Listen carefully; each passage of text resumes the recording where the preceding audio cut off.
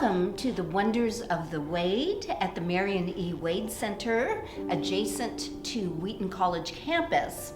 I'm Dr. Crystal Downing, the co-director of the Wade, joined by my fellow co-director, David Downing. And we are really enjoying being able to show you various items that you can come see yourself at the Wade. And we're focusing today on a major installation here in the Wade Museum called Judging a Book by Its Cover. What we point out by this display is you cannot judge a book by its cover. Well, here at the Wade, we have every edition of every book by our 7 authors, and it's fascinating to see how different publishers and different cover artists decide to represent the book in one image on the front. In general, the first edition is very conservative.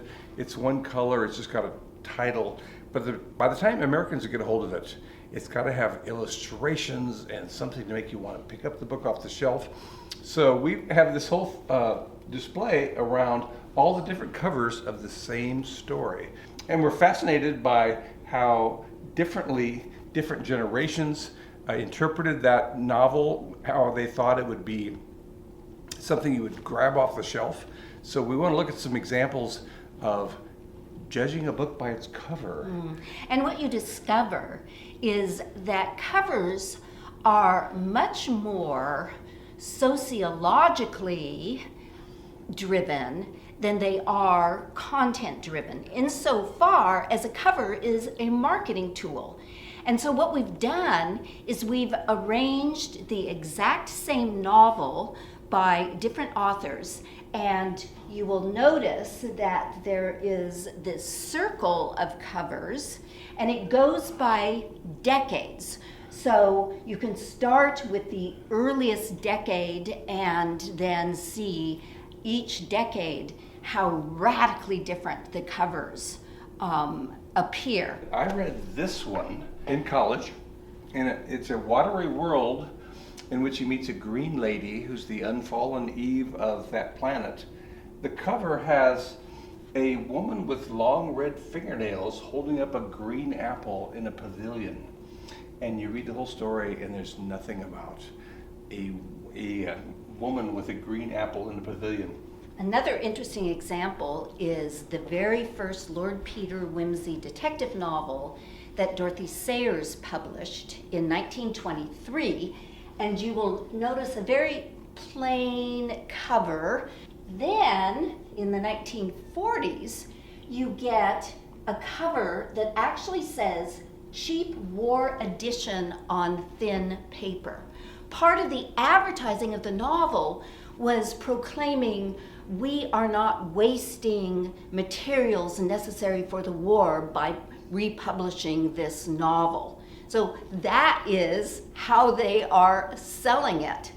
Let's talk about the covers of the 2 towers. The original one was right here. Tolkien himself drew the eye, which is very scary looking at you.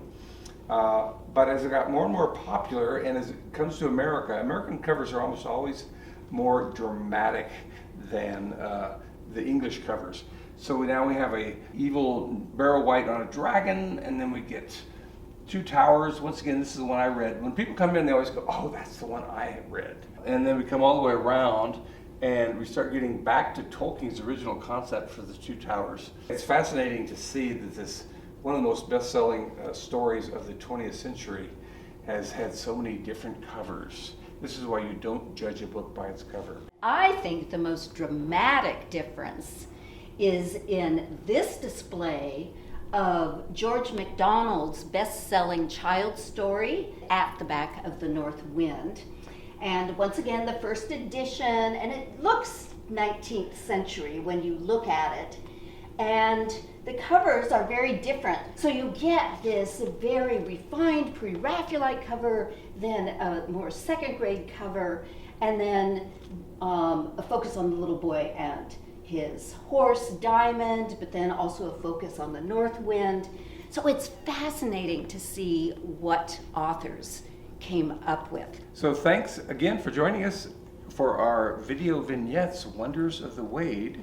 Once again, this is Dr. David Downing, Dr. Crystal Downing, talking about all the great artifacts and books and paintings and other things we have here at the Wade Center that we would love to share with you.